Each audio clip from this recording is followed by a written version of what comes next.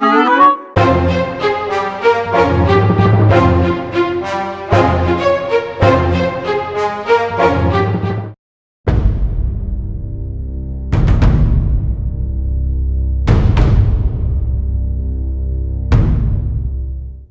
freemen of America did not wait until usurped power had strengthened itself by exercise and entangled the question in precedents.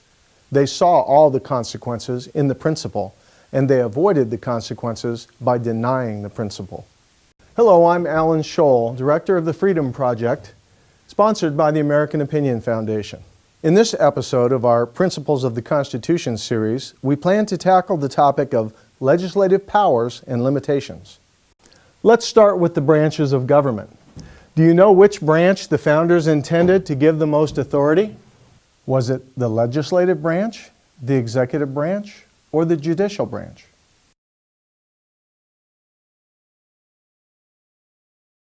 The correct answer is the legislative branch. You see, the legislative branch, also known as Congress, was given much greater powers than even the executive and judicial branches combined.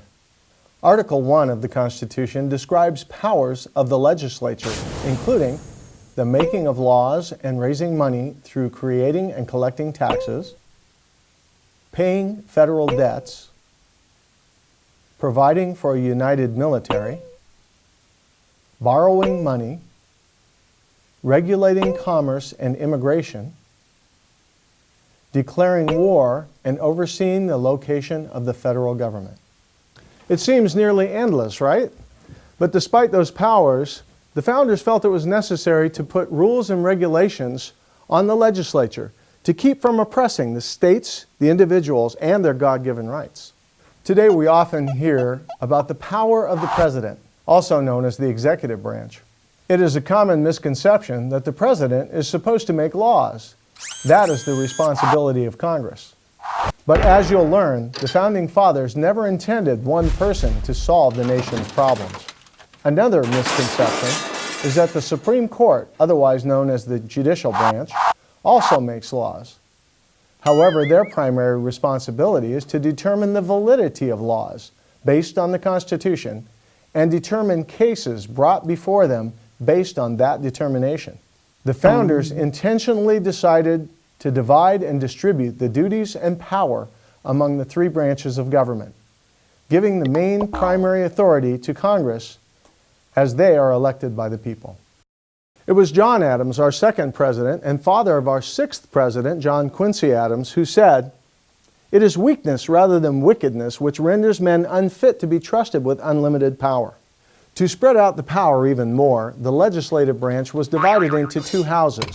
The first was the House of Representatives, made up of officials elected by the people to represent the population within each state. Since the House has the greatest responsibility under the Constitution, their terms are short to help check corruption. That is why they are elected to 2 years in office. The Senate, the second body, on the other hand, are elected by state legislatures, each to 6-year terms. Their duties are to represent each state and their governments.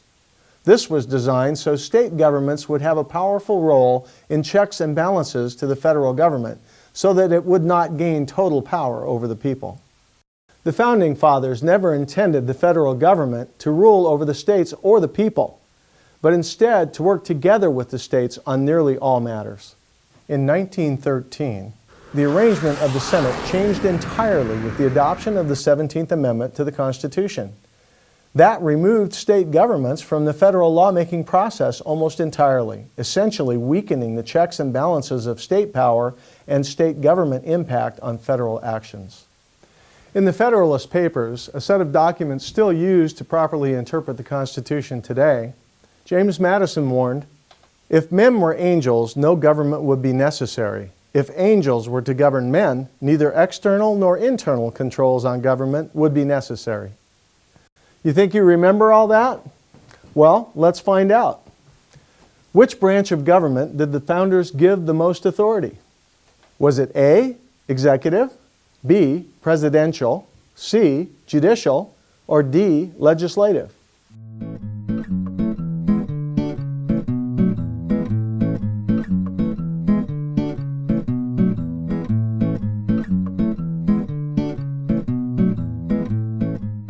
It's D, the legislative branch.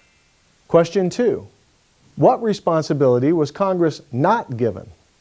A, pay federal debts, B, interpret laws, C, declare war, or D, to make laws?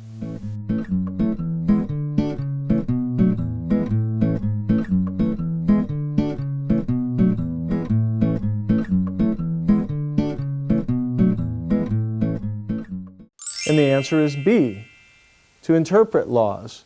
That is the duty of the Supreme Court. Question 3, true or false? The President of the United States has full control over Congress.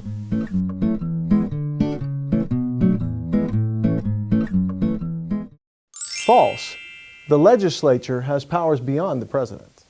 Question 4, how many years does a U.S. Senator serve in one term? A, 2 years, B, 4 years, C, 6 years, or D, no limit on term.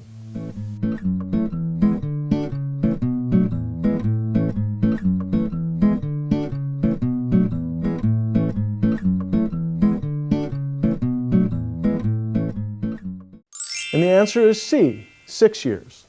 Question 5. The 17th Amendment to the Constitution did what? A, removed states from checking federal power. B, encouraged more input from state governments. C, made the Constitution 3 pounds heavier. Or D, created the 2 houses of Congress.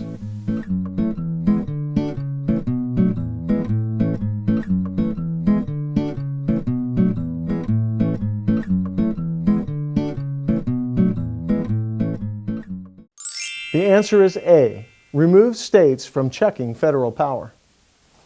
How did you do? Hopefully we taught you a little bit more about your Constitution and legislative powers.